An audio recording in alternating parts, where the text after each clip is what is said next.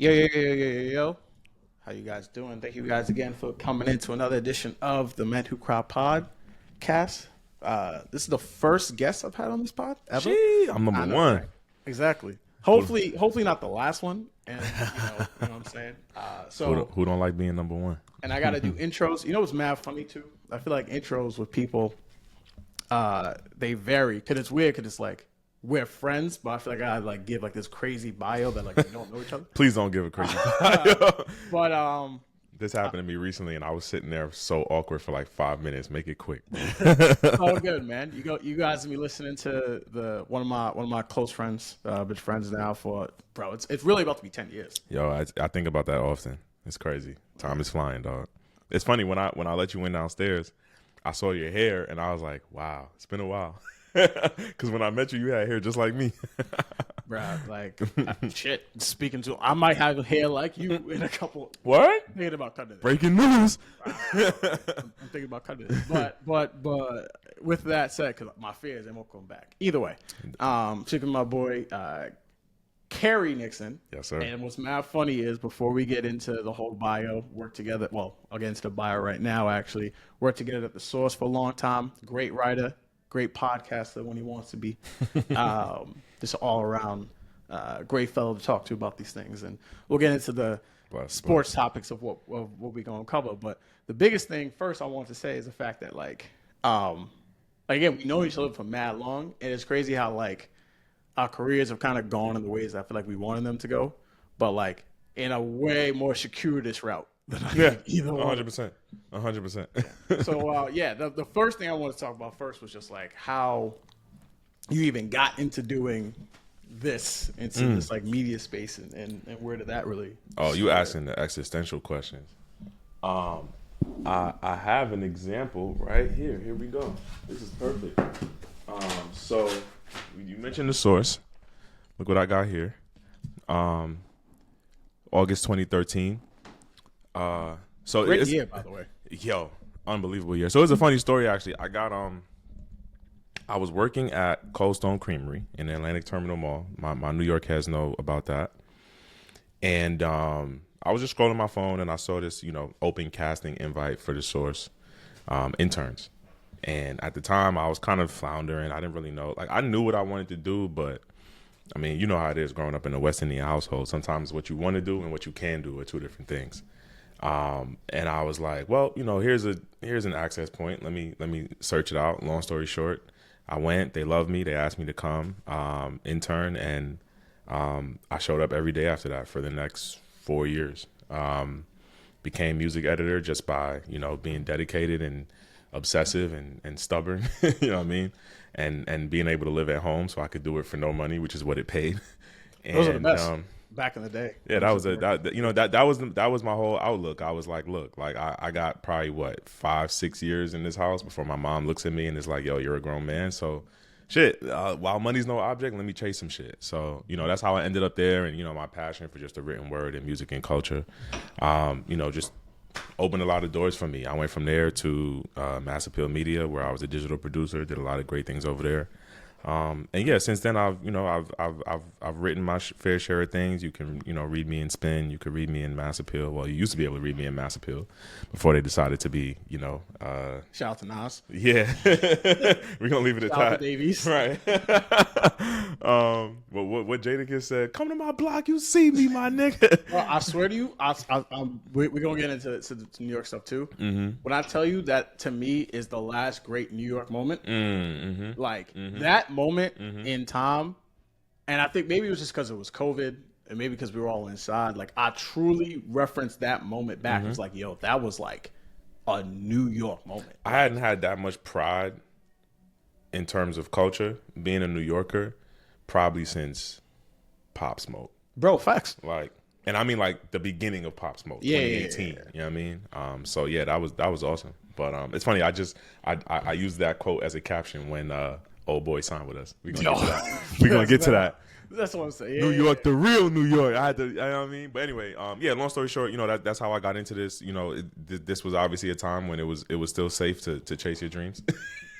You know what I mean? So, yeah, man. And I'm grateful to, people always you kind of alluded to it.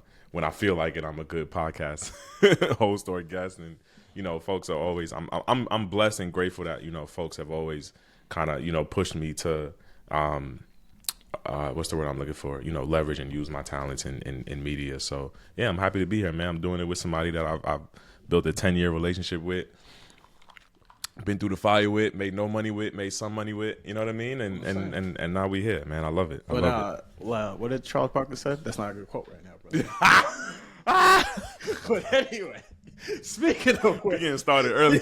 Speaking of which, I need more coffee, gang. Speaking of which, like you were saying, we talked about the New York, the real New York. What happened was, and the reason why this whole started was really based on a friendship around the Mets, because 100%. We've been Mets fans for a long time, and we were Mets fans when it was not cool to be Mets fans. Yeah. You understand? But you got to put that in there. But that's my point too. Even to circle back with the Jadakiss thing about like the real New York, or like what New York was, the idea of like being a Mets fan, like you just said, right, wasn't cool. Or the idea of like, you walking around your block and like everyone's a Yankees fan, you don't even feel like you belong in the city. And now, brother, these boys going through an existential crisis.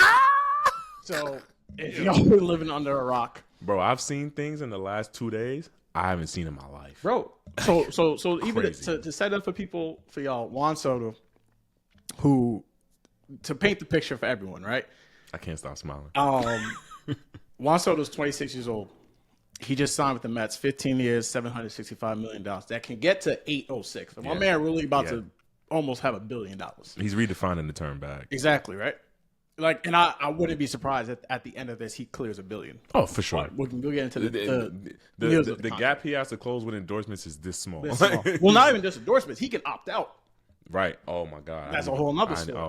So the whole thing is like he signed with the Mets, left the Yankees, and I think the biggest thing that what this shows is the changing of a guard in a way that I don't think even Yankee fans have processed. Like to me, because I'm also they're processing it now, right? This isn't even the same to me as when Kyrie and KD went to the Nets or the Knicks, because the Knicks were just ass. To be honest, like there was no real reason, right? If you just looked at it outside of like we are who we are, to sign with the Knicks over the Nets. If you saw what they were building and how things were going, and if you just want to live in a cool city, right?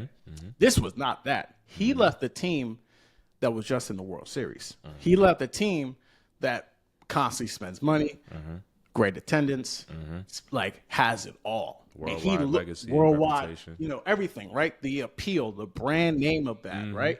To be one of what they consider one of the greats. And he looked at y'all and said, nah. Yeah. And so for me, I want to hear a little bit about how you just felt like, not even just like the baseball part of it, because that's going to be dealt with later, but just the fact that they lost someone. And we said this before when Aaron Judge was coming up. And I was like, there's no way he's leaving. And the reason why is because there's never been a player I've ever seen the Yankees want that was on their team that they didn't get. The only dude you can say is Cano, and I don't even really felt like they really wanted Cano. They never really wanted Cano. Yeah. So I was like, talk to me a bit about that. Yeah, I mean, it goes back too, because I was telling my sister this the other day, who is also a diehard, and I was telling her the thing that I was feeling the most. It wasn't just the excitement, like you said, over the player. It was the fact that I went into this. I'm saying like I work for the team, but I went into this off season expecting to get Juan Soto, and that to me, my friend, is a very new thing. Like that's never been a sentiment that I've been able to feel. Facts. We can go back to 2000 with A-Rod. We can go back to 2004 and those years when it was Vlad. I remember sitting in the car with my dad, double parked outside of Associated Supermarket in like the early 2000s with our ears pressed to the radio, waiting for Sandy Kenyon on 1010 Wins to tell us where Vlad Guerrero was going to go. Bro. You know what I mean? It was us or the Angels. And I'm looking at it like, New York, Vlad the... And mind you, think of what you said. The the Angels. Yeah. Who have not. This isn't like you going against the Dodgers, right? You go. They were losing out to the second tier teams Bro. in their cities too. 100%. The Angels weren't even the third most popular team in their state. You know what I mean? So, and you know, to see him dip out and go there. I remember the years where Manny Machado, Bryce Harper were available, and we didn't even in the. That's the we didn't even biggest pick up thing, the too. phone. Conversation. We weren't even in the mix. We wouldn't even tell reporters we were interested because we didn't want to lie. And, you know, I remember when we got Carlos Beltran, that felt like the turning of the tide where it was like, okay, folks are going to start seeing these teams on equal footing. We almost went to the World Series that year. We went back to the World Series in 2015, despite ownership and despite leadership. Bro, we were literally waiting for Yoenis Cespedes, who's like a good player. Right. You know, like he wasn't bad. And being like, oh, they're gonna take on his money. Yep. And I think what did he end up getting? Like $100 million? Like he didn't. I don't even think he got that. I think he got like 375, something like that. Yeah, but it wasn't even. It still was like the fact that was our cap was so interesting to me. And obviously, you know, there's politics involved. The whole Madoff stuff.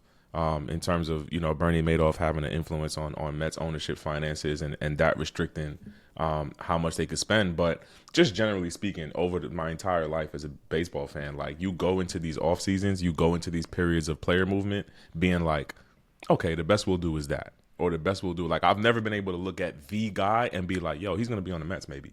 So coming into this offseason expecting to get Juan Soto and then actually getting him is such a singular thing that like I feel like only Mets fans can really, really, really appreciate, having watched these things develop over the years. And what I'm also noticing now is that it's funny, we were talking about kind of the culture of these moves outside of the players. I love how the Yankees, me and my friend had this saying where it's like, you know, people don't often want things to change. They just want to be able to take advantage of them. Oh, absolutely. And that's how it feels like that's how the conversation feels like it's flipping right now, where it's like, all of a sudden, I saw a tweet this morning where it said Juan Soto, because it came out that apparently him not getting the free suite at Yankee Stadium was not major, but maybe it was one of those tipping points late in negotiations. I saw a tweet this morning where it was like, Juan Soto not getting a suite was perfectly reasonable. That's a $24 million value or something like that over the course of his contract. The Steinbrenners are running a business. Steve Cohen is not. And I was like, I think it's so hilarious, number one, to say that a hedge fund manager is not running a business. Bro, like, that's not what he's interested in. He's not interested in money. Well, but here's the thing. It's so funny because you really hit that shit on the head, bro. Because I don't think people even remember. There was a time where the Utah Jazz were owned by a car salesman. I'm not like I didn't know that. I swear to God, you can go look that up. The when Utah was this? Jazz, is this like back? No, back when they started. Because Utah Jazz, they're not that old. They came around the 80s. They're not like foundational. Yeah. Right. So like I swear to God, one of their first owners was a car salesman. That's the most Utah thing I ever heard, bro. Like these things, and it really speaks to the idea of capitalism in this country of like where these sports franchises have gone. There's a reason why the Dodgers are run by multiple people, right? And at the end of the day, and this is not even really a shame at the Yankees like that, but like this really is succession. This is the father who had money, bought this thing, everyone loves it, he passes away, it goes down to the son, and now there's no, what's the win for Hal? That's such a great analogy. That's like facts. It's something that he has that makes him money. It's his only business, but the problem is that because you don't have those funds outside those business, you don't got that FU money like that. Now it's crazy to think because this man was about to give him 760, and to think 760 isn't FU money anymore, I think it's a change in the brain of these people that they got to understand, where it's like that money just not good enough, and I think that's the biggest. I don't even know if you want to call it like alteration that people gotta go through, but the biggest thing that people gotta understand too is like, if these are now businesses for these people, they are unwilling now to go to the levels of cash that your fandom wants to. Because that's really what this is. This is a fan beating out a business. That's 100%. Who had the money 100% to do it. Yep. And I think, I don't know if you saw his comments to I don't remember if it was Ari Melber or one of those CNN anchors where he was like, I do see this as philanthropic. You know what I mean? And I have the capital and the wherewithal to be able to do that. You know what I mean? Because at the end of the day, he's still gonna be after the dollar. It just doesn't have to be as he doesn't have to chase the dollar as intermittently as every other team. He can say, well, you know what? I'll put the fuck you money up front because I'm getting it on the back end 2 times, 3 times over. You know what I mean? Think about the amount of revenue. We talked about, prior to today, we talked about the entertainment park that he's building around Citi Field. This is all working in cohesion. You know what I mean? Like, to attract people to the stadium so they can go to the entertainment park that's going to make you a shit ton of money, you got to have the player. So to me, if you're looking at the Juan Soto deal as just strictly contract value, like based on WAR and OPS, you're not really understanding what the ultimate goal that Steve Cohen has, which is what George Steinbrenner's ultimate goal was. George Steinbrenner wasn't necessarily just trying to put the best team on the field because he wanted to see the best team on the field. He was putting the best team on the field because having the best team on the field gave him the vessel that he needed to make the Yankees the world's greatest sports organization. That's what Steve Cohen is after. So, if you're looking at the Juan Soto deal like, oh, he's not worth $765, that's subjective because as far as Steve Cohen is concerned, he's worth whatever it takes to get him. But you know what's so funny too, and it's mad funny that Yankee fans talk about who's worth and who's not worth This X, is what Y, I'm and saying. Z, It's which just is a whole the different. tables just turned. Nothing actually. That's know what my I mean? point. It goes back to your point. Like, and we'll get into the Yankees angle to this in a bit. But the whole thing about that, right, is like the idea of what you're saying is like worth is subjective. Like at the end of the day, like it never makes any sense to me when people talk about, well, you're not worth that, but you're worth this and you're not worth that. It's like, what is your actual goal for this? Right. Like everyone's overpaid if you don't get the job done. 100%. Like that's 100%. just kind of what it is. You know what I'm saying? That's a great quote. You should Like, write that down somewhere. I'm dead ass, right? It's the same Everyone's thing. overpaid unless you don't get the job. Exactly, That's a right? fact. Like that's a fact. Think about this. Even if you want to spill it over to basketball, right? Brunson. OG Anunoby for the Knicks just got a $212 even better million example. contract. That's the highest contract the Knicks have ever given out. And you haven't heard ever? ever. I didn't know that. Wow. And you haven't heard a soul say one thing bad about it. Not a soul. You haven't heard no one on talk radio be like, yo, this dude's overpaid. He late. Now, you know why? Because he goes out there and he does his job, right? But you hearing people for a dude making $19 million, a quarter of what he making, and they on Mikel's head. So what do we really? Right. That's my whole point. Right. Like Right. at the end of the day, it's about what are your expectations and what exactly you want to get the job done. It's funny you touched on the building around, or really the branding. For me personally, this was the first day I would ever actually say that New York officially has 2 sports baseball teams. Like, we've always knew that they have 2 sports teams, right? This isn't the Nets, where I will continue to say that those are the gentrifiers. But the global perception now is going to change. The global perception now is that there's officially 2 teams in this city. And whether they like it or not, they're going to have to recognize that. And now the fact that, like, you can't just roll up to the scene and be like, yo, I'm here. This is what it is. But I want to kind of pivot also to the Yankees angle of this. Before you do go that, ahead. you brought up an interesting point, and now I kind of want to brainstorm it in real time.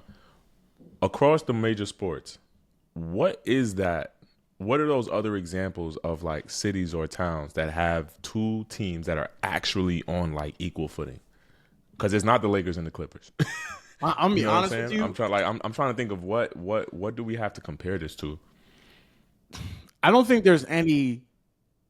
I'll say it like this: I don't think there's any of the same sports leagues that are on the same footing. Like if we look at Chicago, Right. a lot of people talk about like the Blackhawks and the Bulls splitting, right? Like they're kind of on even footing, but like But in that's the same basketball. sport, do we have that? White Sox, like what's the global perception of White Sox versus Cubs?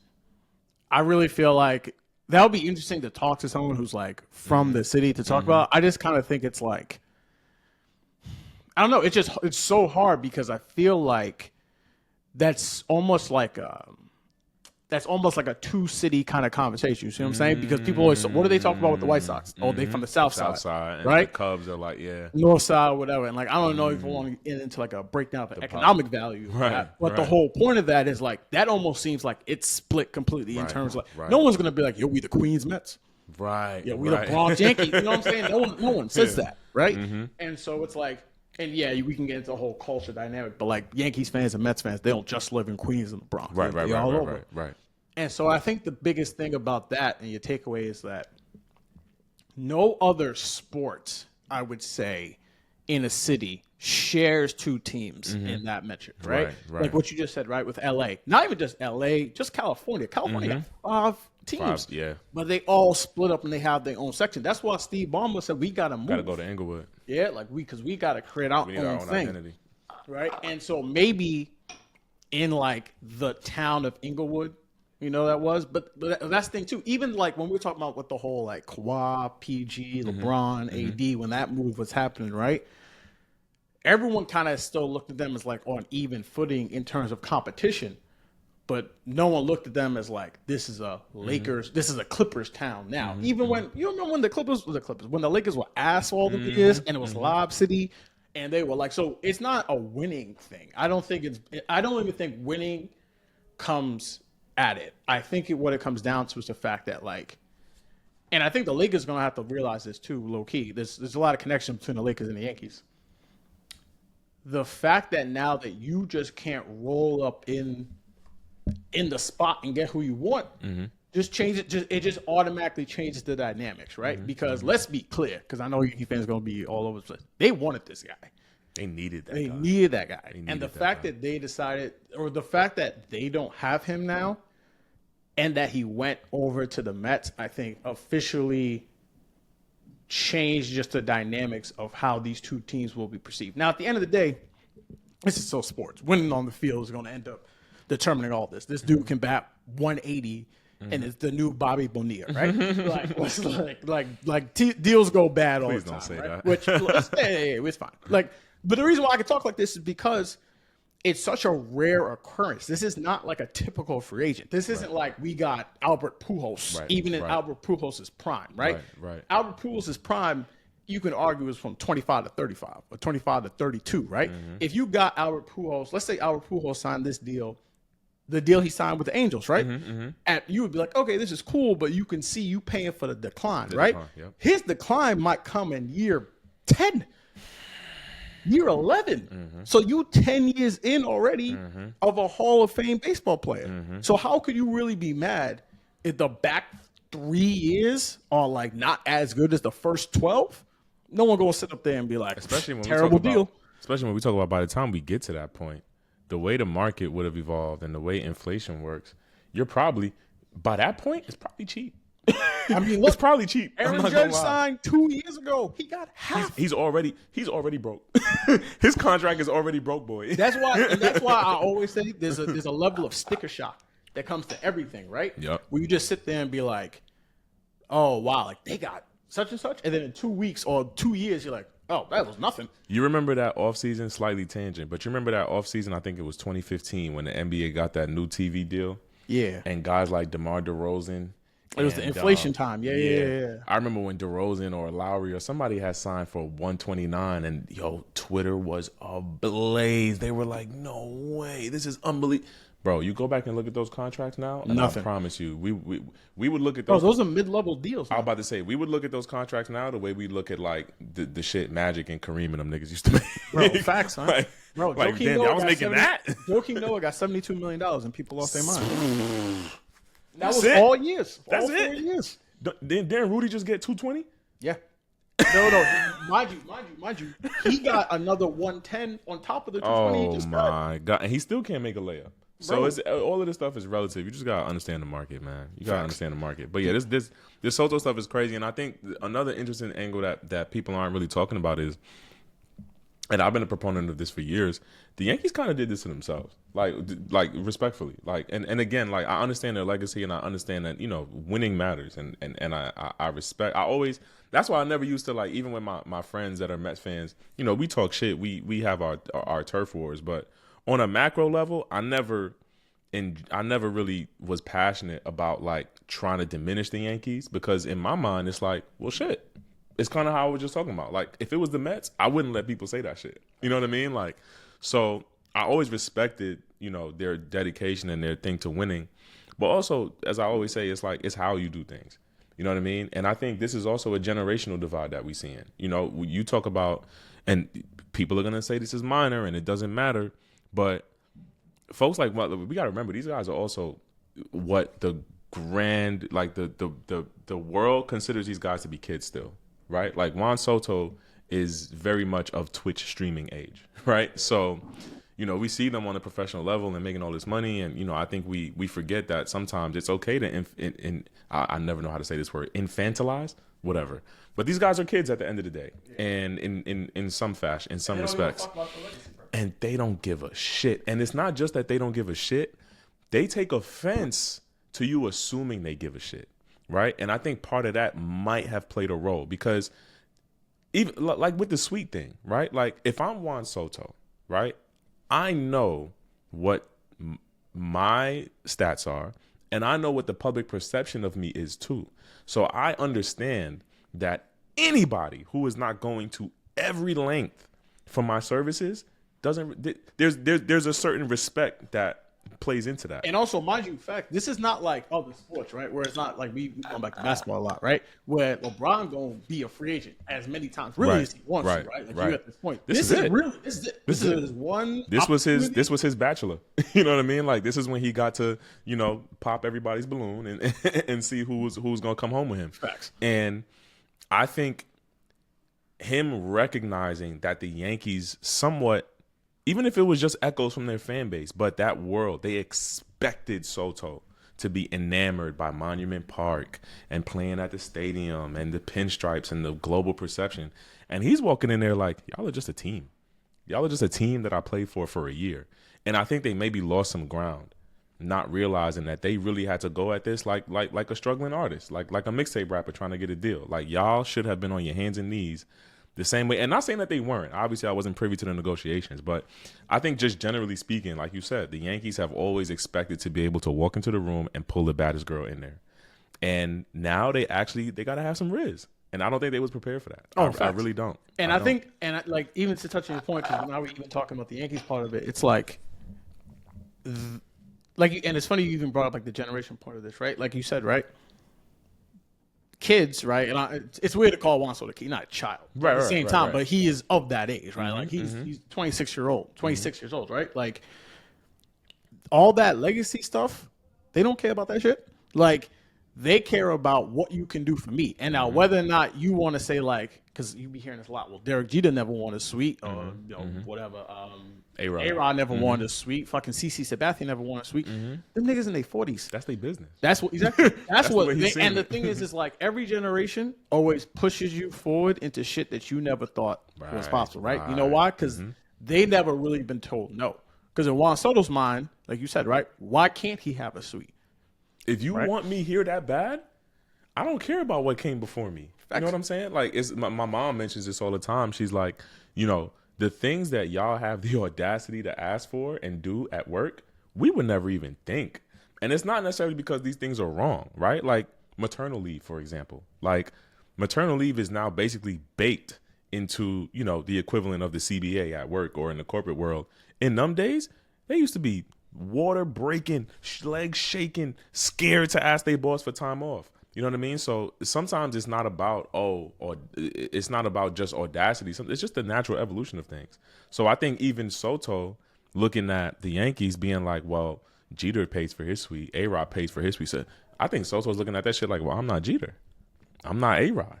We done with the 90s. What the kids be saying? We done with the 90s. Exactly, bro. I want what I want, and if I don't get what I want, I'm not enamored by none of this shit to still give y'all an advantage. So I'm going to go where I'm going to get what I want. It's always the people, you ever be hearing people like, oh, you just sit up on live all day and just do that. But like at the end of the day, like what is the end goal of any job? Right? Is for you to get money. So just because you had to break, bricks as someone, that was the job available to you at your time. And like I understand there's a level of jealousy of that, right? Like if I was, let's say 20 years older, and I broke bricks, and let's say my kid sits up all day and just talks on TV all day, I would feel some type of way. But at the same time, there's a way to think about it. It's like, all right, that's their bricks. Exactly. That's their bricks. And that's how they get the money, right? Because at the end of the day, the way to find money or the way to run businesses is simply just finding market inequality or market inefficiencies, right? That's how you break through, right? That is how Twitch streams. That's how like Casanet is like people like, how do people just sit up there and listen to 30 hours? It's not something I would do, but like it's happening. It's happening, right? And because I don't got the time to do that. But if you in high school and like, you know how much time you got in high school? What would you do in high school? You went to school. Yeah. You might have a little sport activity outside of school, but you ain't listening to every single thing your teacher said. You have your headphones in, listen. Like, that's what they want. It just appears to them. They like it, and that's how it works, right? And so at the end of the day, it's like, I think the overall kind of point about this for them and the Yankees, and to be honest and fair with them, do I think it's going to hurt them? Yes. Do I think it is something that's going to make them like terrible crumble? No. Nah. Right? Like at the end of the day, like you said, right? That branding still matters, right? Like you can look at someone like Volpe. He's 22, 23 years old. He grew up a Yankees fan. This means something to him. Look at Josh Chisholm. You remember how he was cheesing, sitting in the dugout next to CC and G? Like, it does matter. It's just, it's not that it don't matter. It's the expectation or the assumption that it matters. Exactly. To That everyone. they have that they have to be careful with, because it's still going to matter to some people. It's like we talk about album length, right? Like in our group chat, we talk about album length all the time, where it's like what albums are too long, what albums are too short. It's not that people don't have a taste for long albums, but it's in the execution. You can't just assume that if you throw 20 tracks on an album, it's going to be good. You can't just assume that if you pull it back to 13, it's going to be good. You got to understand that different people are looking for different things. It's the expectation that the Yankees have to come to grips with. That doesn't exist anymore. You know what I mean? Like, you can't guarantee that a kid who grew up wanting to play professional baseball one day dreamed about playing for the Yankees. That's just not a safe assumption anymore. And I think that's a combination of things. You know, it's a combination, I think, of how the Yankees have had, like, even with the beard stuff, bro. Like, you can't have facial hair on that team. These young kids, I read all the time about Gen Z and now Gen A coming up. These are the most autonomous human beings to ever walk this earth. Like, things like infrastructure, bureaucracy, red tape, hierarchy. These things don't matter to these kids. And listen, maybe in some cases they should, but the reality is it just doesn't. So Exactly. Yeah. It's fascinating. Yeah, for real. And speaking of that too, because like to pivot to the other topic we're going to talk about, someone who's also part of Juan Soto's generation. It was time. Time, right? Time magazine came out with their person of the year. Athlete of the year. Yep. We don't need to talk about their person of the year. The athlete of the year came out, and not surprising, it was Caitlin Clark. Right? First time she's, I believe, ever been on this, and her comments that she spoke about in the magazine. I actually would, if anybody wants to, go ahead and read it. I understand reading is not fundamental anymore, but I really feel like people should go in and read the whole thing. But the comments that she made, I thought were interesting for twofold, and we'll get into the comments in a second. But the reason why I think this is important is not just because Caitlin Clark's who she is. I don't know how you feel about this, and we didn't talk about this ahead of time. I personally think that Caitlin Clark is not. I'm not comparing her to LeBron in the sense of what LeBron was in terms of like, wow, they became the GOAT, and like I don't know what, or one of the GOATs. I don't know where Caitlin Clark's going to be, and like I'm not going to sit here and pretend like I know every single GOAT athlete of women's basketball. But in terms of impact of what she is, I think she's going to be really the magic of this. And I think the defining athlete, not just of her sport, but to me, of this next 10 years. And the reason why is because she is, by no fault of her own, a lightning rod in every which way possible. And I think it was so interesting that she did this interview and the way she talked about it. And kind of the backlash that she quote unquote was getting for this. And for me, it's just the fact that like I'm very curious to see. And Monica McNutt, shout out to her. She does a lot for like ESPN. She's on the Knicks broadcast. Great media personality.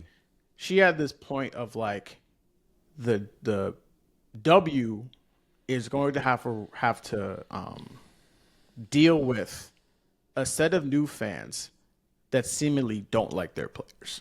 And I think that's something that's going to be an interesting discussion because this league is black, this league is full of women, and this league is gay.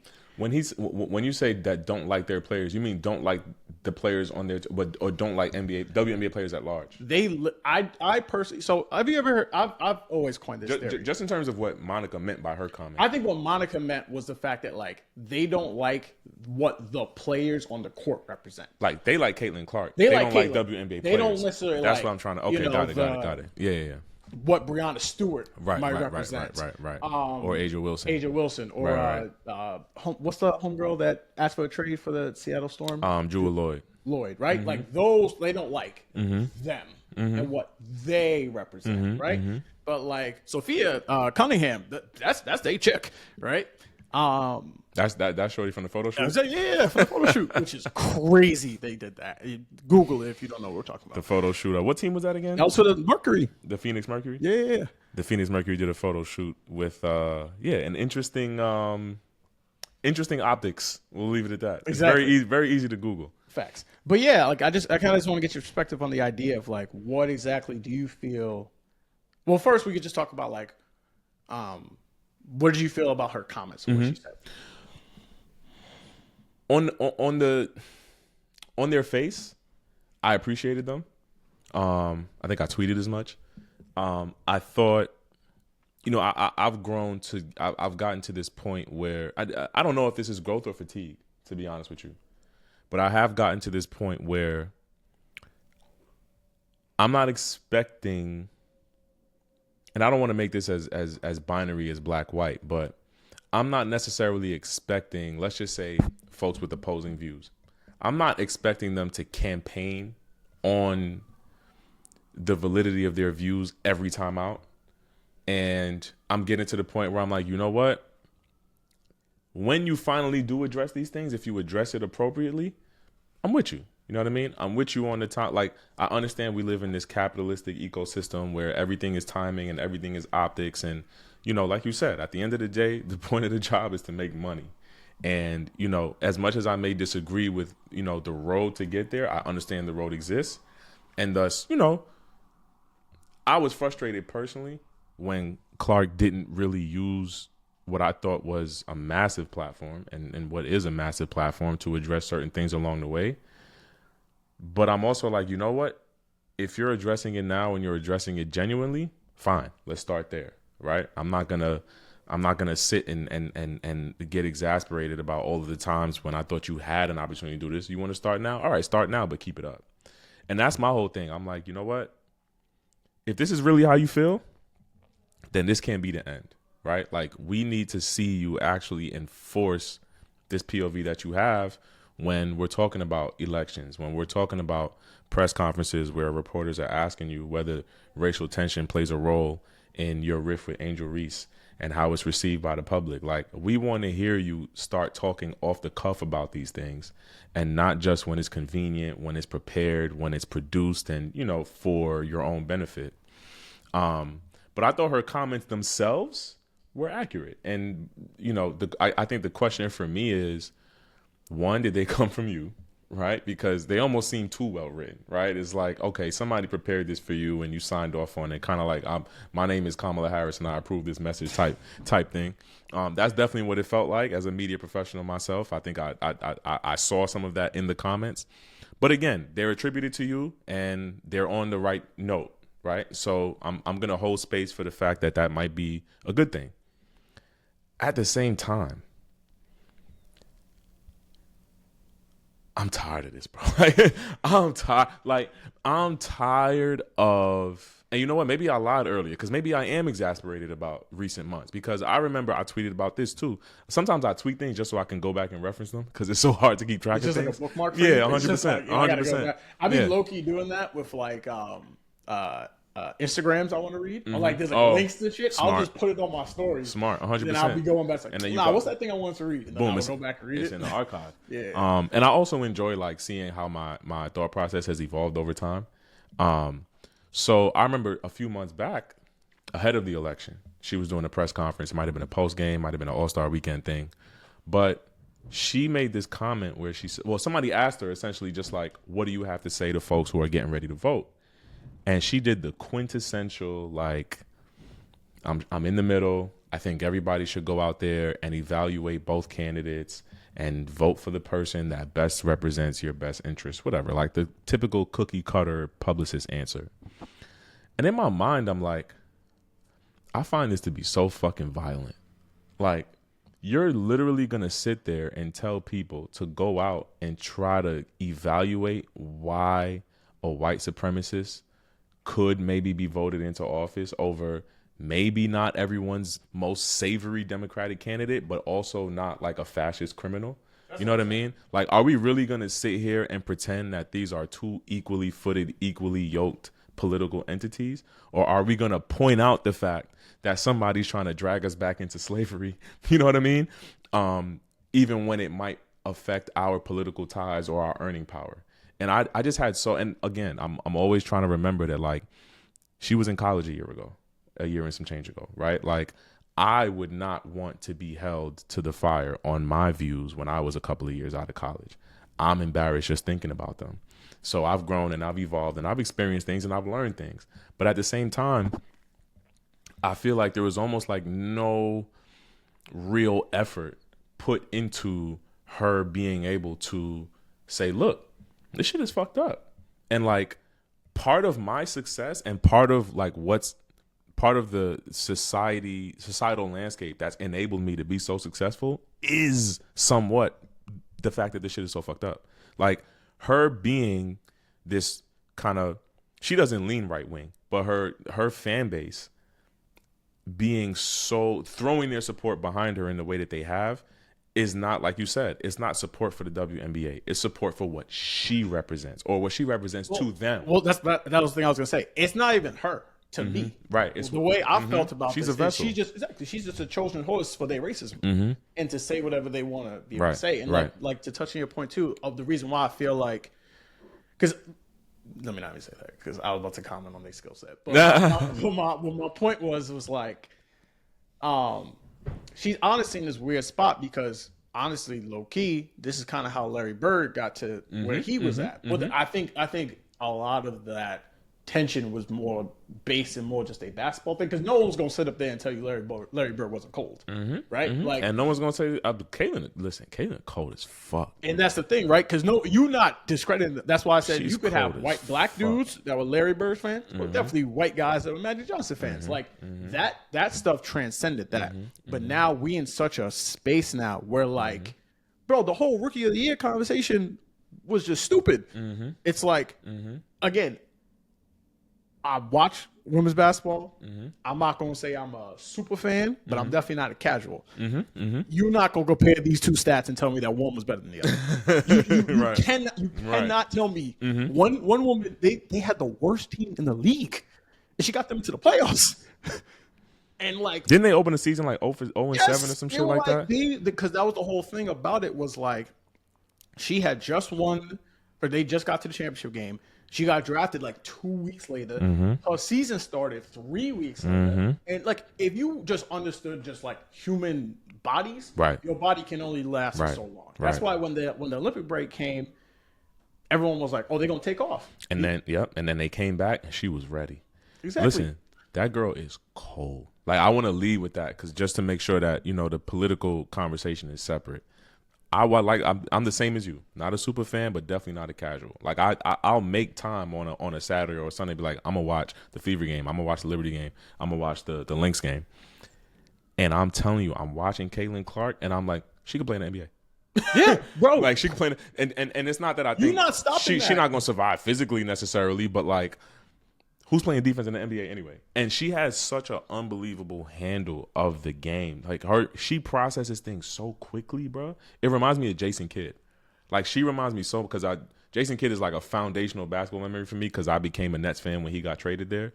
So I remember Jason Kidd essentially taught me what it was to be a point guard. And when I watch her, I feel like I'm seeing Kidd. Like, she processes at such a high, quick level. So like you alluded to, it's not a skill conversation.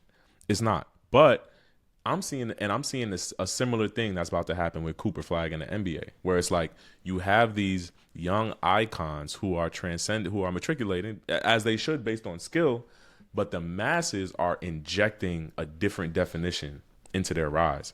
And I feel like with Caitlin, it's like, okay, here we have our great white hope, essentially. This is our response to, the Ogunbowales and the Aja Wilsons and, the Maya Moores of the world. It's like we finally have our night to ride in on. I feel so bad because like all my favorite players are now white because they play on the Liberty. So I got Stewart.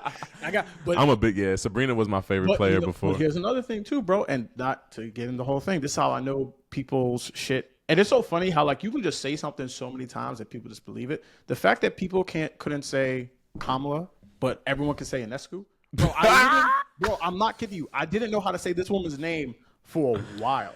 Yo. But someone said it so many times. We're like, oh, it's Inescu. But you telling me Kamala is one of the most hard, it's a complicated thing. It's like, I don't know how to say it. How do you say it? I'm weak. That's so true. Okay. These motherfuckers can say Antetokounmpo. Drake put that in a rap. Niggas can say that. But Kamala is tripping you up. Nah, that's good. Kamala? Like, That's come on now, bro. Like, That's and hilarious. that's the whole thing of like why this shit is so planted. And that's the thing why.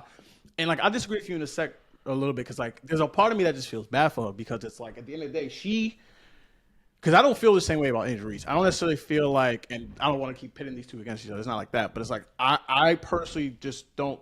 I don't think that Angel is in that place where it's like she's representing black women. I think she's representing a certain type of black woman who might be like, okay, I'm into this. I'm watching this, and like maybe she inspires some people. Like, okay, cool. Like, I'm in that space, right?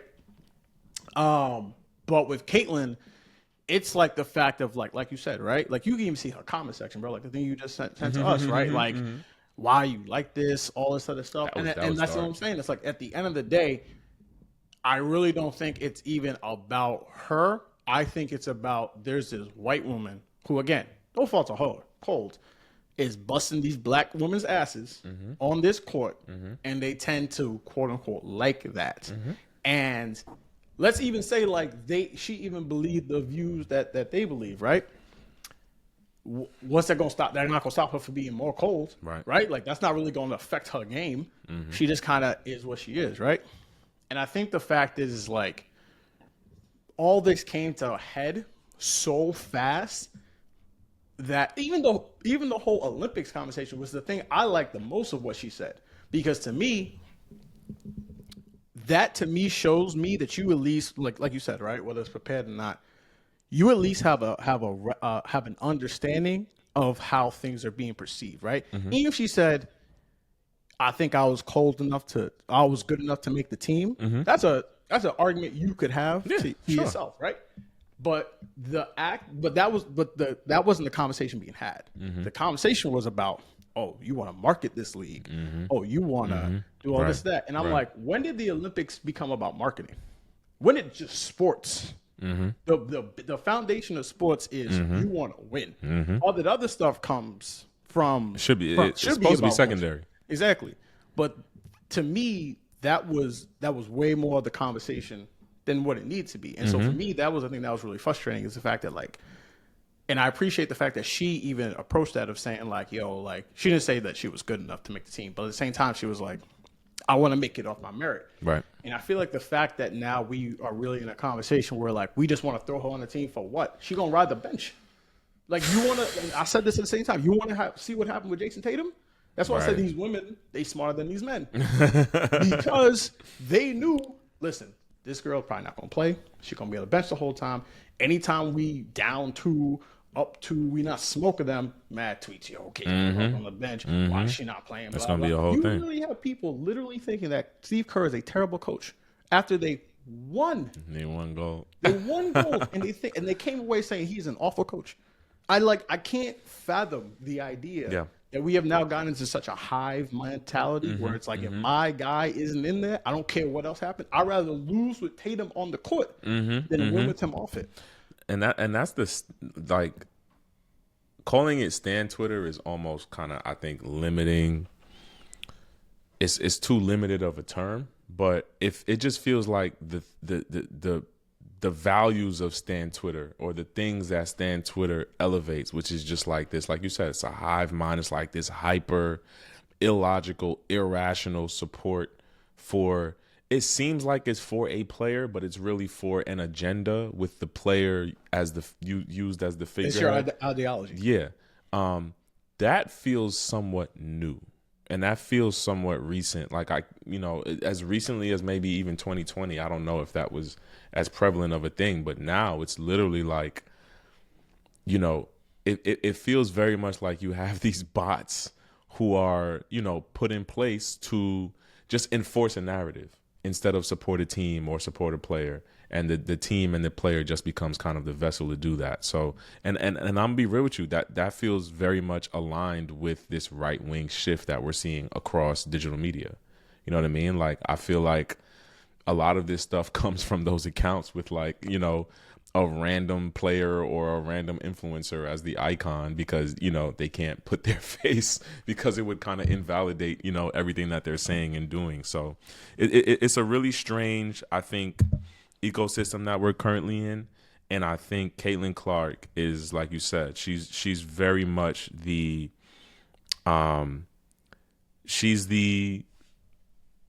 kind of the leader of, not her, but this situation, and the interpretation of her as a person and a player is kind of like the leading case study of this whole era. And it's been fascinating to see. I expected, and that's why I tweeted a while back, I was like, well, to go back to when she first made those kind of like, evaluate the candidates and pick a side, I remember retweeting it and kind of like translating it. And I was like, what she's really saying is, I'm not trying to have, right-wing middle America turn on me because my jersey sales are going to go crazy if they do.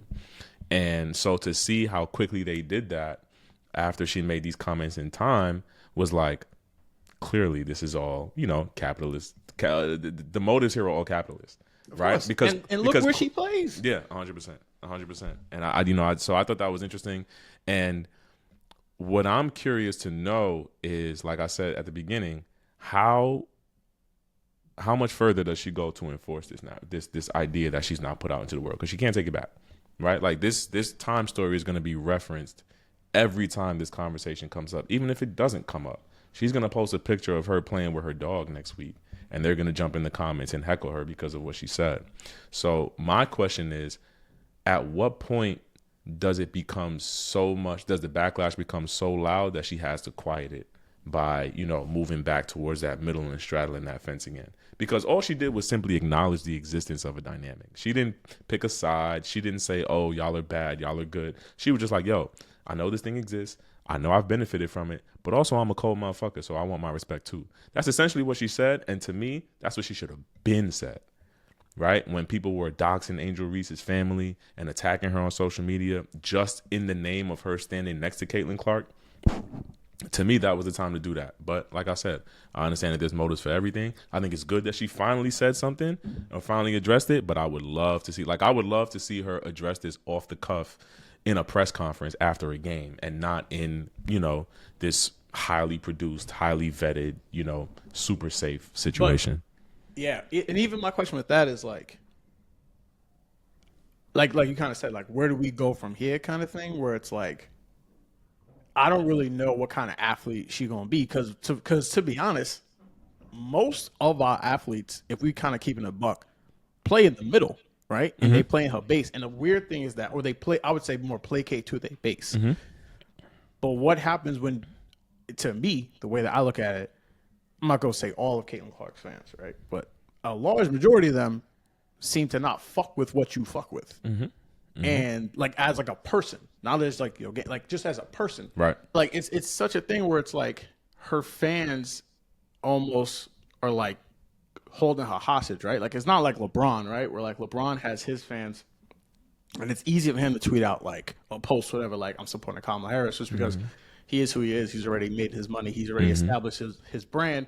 But by and large part, his base rocks with him, right? Like he's already kind of defined it, right? It's the same thing like Megyn Kelly, not even in the sports space. Like, of course you're gonna rip her because it feeds the beast, right? It just keeps feeding it, and like you're talking about, right? Like the fact that Eminem made this whole song stand 20 years ago, right? And the idea of it like being even more prevalent now, where it's like, yo, I'm just like, whatever it is, this is just my guy. And I think the fact is, and maybe it's just different for me, because like I've never just been a stan for anything or anyone specifically, so it's hard for me to relate. Like, I have people I like, but maybe it's because I've seen my heroes fall so early, or so young in my life. Like I can just be like, all right, I can separate in the sense of like, okay, like this person did something for me and it influenced me in my life, but this isn't my God. You know, this isn't like my leader. I do not listen to every single thing this person says. It's just a human being. They might line up with something that I like, from Jalen Brunson to Kanye West to whoever, right? Like they do things that give me enjoyment and I like them, right? But like I do not attach myself to them in a way of like they become almost my identity, right? Like I don't put on a mask for these people, right? Because in large part, I do not know them. That's like my biggest thing. And I think with her, it's going to be interesting to see how she's even able to navigate this, because like I really don't think she fucks with her fans, and that's such an eerie place to be in, because I don't really even know who else even has that space. There was someone who definitely said, That's interesting. Oh, hold on, stay there for a second. So you don't think Caitlyn? You think ultimately at the end of the day, Caitlyn Clark is not aligned with her base? Not aligned politically, but I mean like. She might be the first like real superstar on that level who may want to distance themselves from her core following. I really feel like it is ultimately, I think there are just people who fuck with Caitlyn, like you said, like we just said, because of her game, right? And like there might be people who like her for whatever, like philanthropic reasons. There are FIFA fans, and so she just happens to be the best player on the team, right? So like there's always different buckets of people that fall into it, right? Right. But I personally feel the loudest part of her fan base, right, are ones who don't actually fuck with her. They fuck with what they think they could put on her, right? And again, it's this Trojan horse kind of mentality, right? It's like, oh, there's this white person who I like whiteness, or I like the dominance, or like you said, the white supremacy of it. So this is just a new area for me to express my hateful views on these people, right? Like a whole ass clip of Clay Travis was talking about how when like people would how like, you know, they talk about the whole fouling stuff, and that that was a whole conversation about how like these women are clearly jealous of her and her success. This man has not talked about this woman since.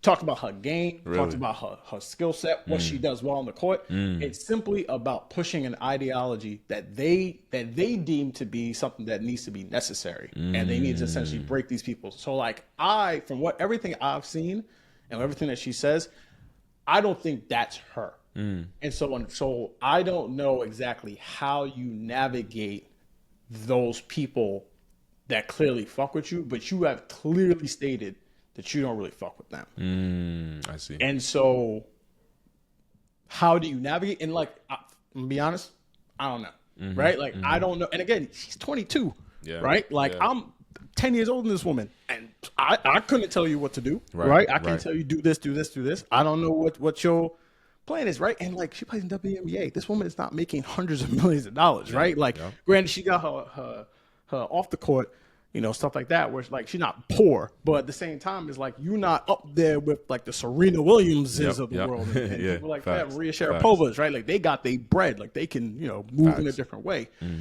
So that to me is going to be my ultimate takeaway from this. Is just like where exactly she decides to move her space going forward. So. Yeah, I think, and you know, I think it's also what's going to get even more fascinating is, I think as she becomes a bigger public figure, not just a bigger athlete, but like, you know, the red carpets are going to increase, and, you know, she's going to be in movies, and, you know, there's just going to be a whole kind of Space Jam economy that's going to erupt around her.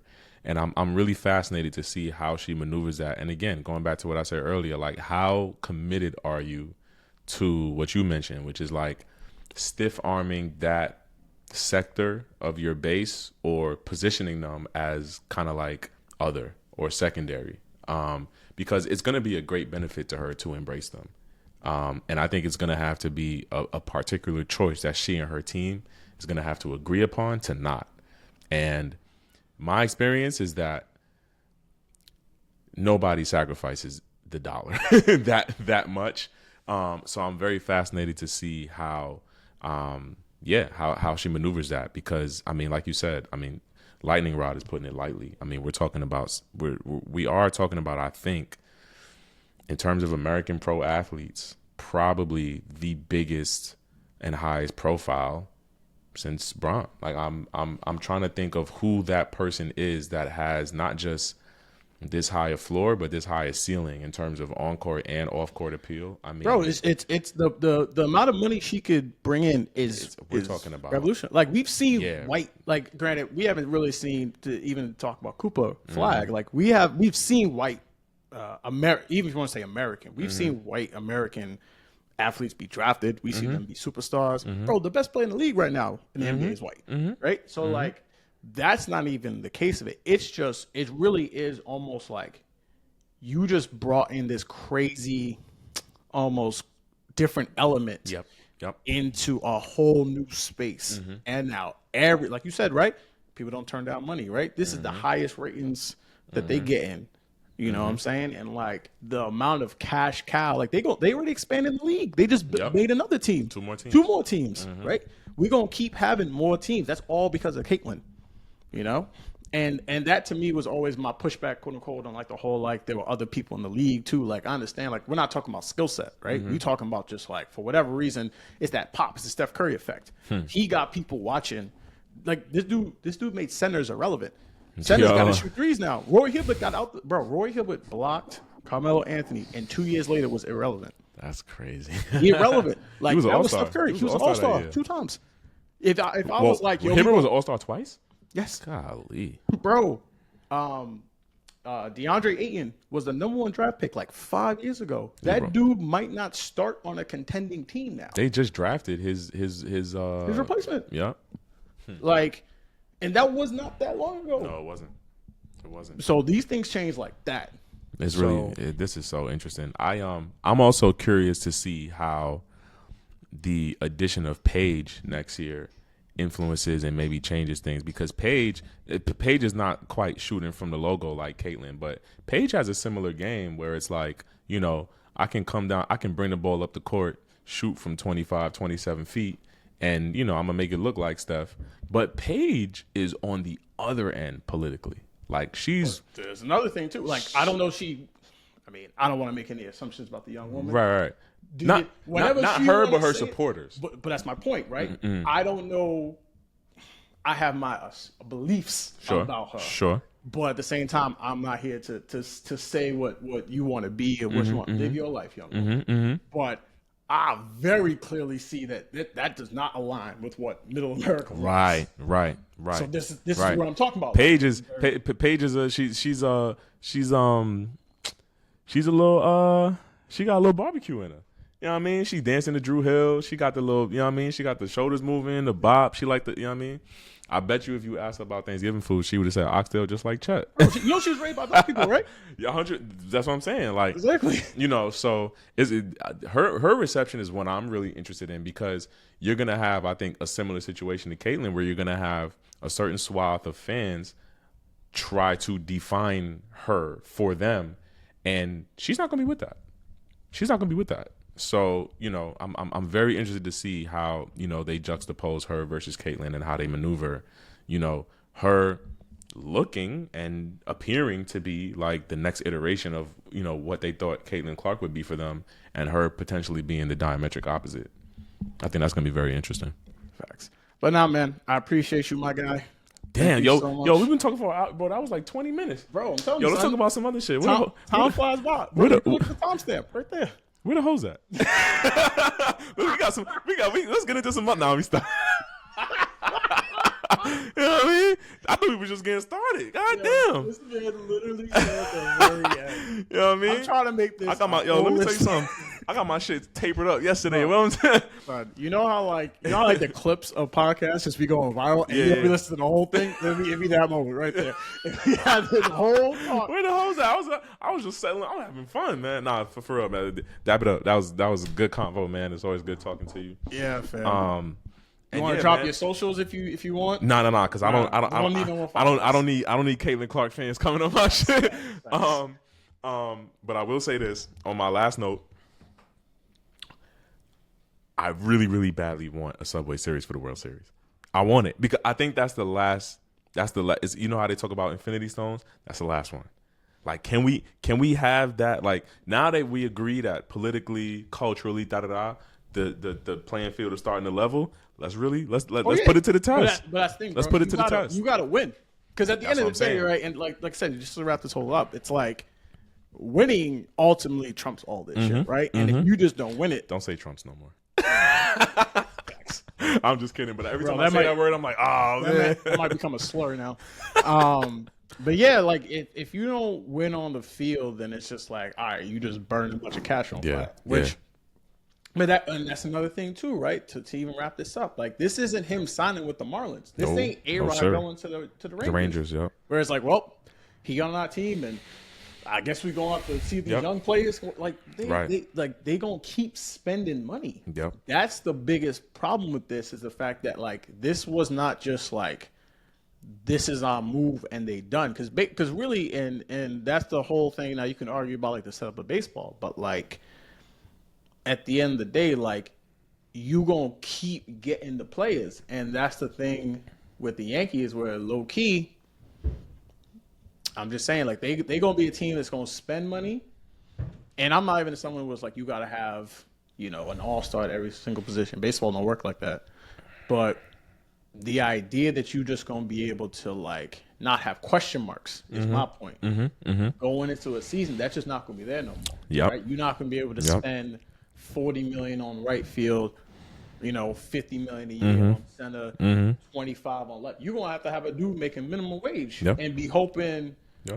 All right, we're gonna see if such and such is able to produce. Our catchers are rookie. We're gonna see if they're gonna produce. Hopefully, they don't get into a slump. We're gonna have our fifth starter be a guy that's like maybe a quadruple A player. He might be an MLB player. He might just not be that good, right? And so that to me is where the difference lies, is that like now you gonna have an owner who's able like, nah, we can pay for that. We can pay for that. And in addition to that, I'm curious to see if this spurs any type of culture change with the Yankees at all. Because I really do think underneath all of the financial and all of the logistic, I think, stipulations, at the heart of all that, I think it's just there's a cool factor that just doesn't exist anymore. And I don't think it doesn't exist because of Steve Cohen or Soto leaving or whatever. I think even if you took the Mets and Soto and Cohen out of this equation, I think if you look at the Yankees from the last, let's call it since they went to the World Series this year, but let's call it since their last World Series appearance from 2009 to now. It's about 15 years. Over those 15 years, it has always felt like the Yankees have been, for better or for worse, they have gone out of their way to stick to who they have always been, which is fine because who you've always been has gotten you 27 world titles.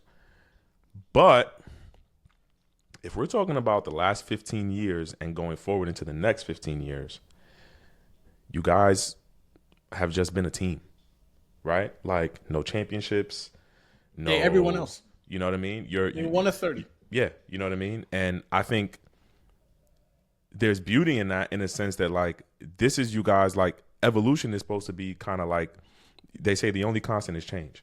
And I think if the Yankees are going, because also at the same time, it don't do us no good to now be the new version of the Yankees and for them to be the old version of the Mets. You know what I mean? Like this level playing field that we're allegedly about to be on, it needs to stay that way.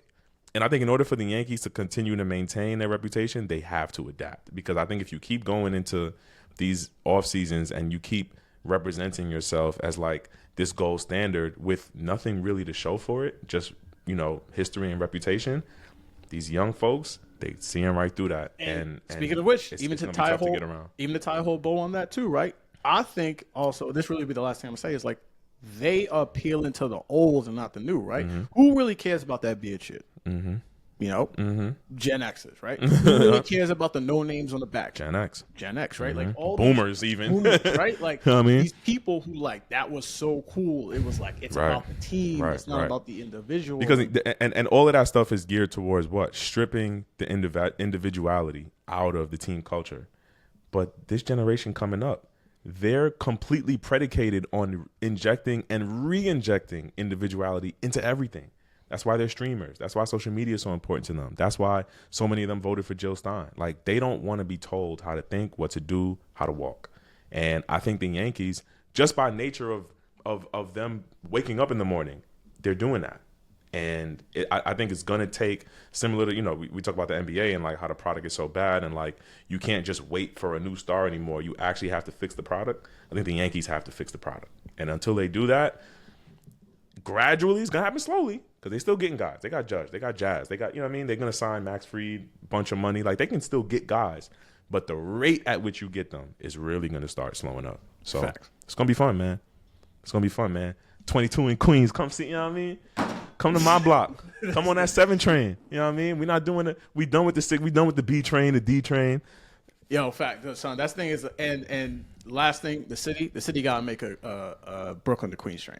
Like that's gotta happen now. Got to.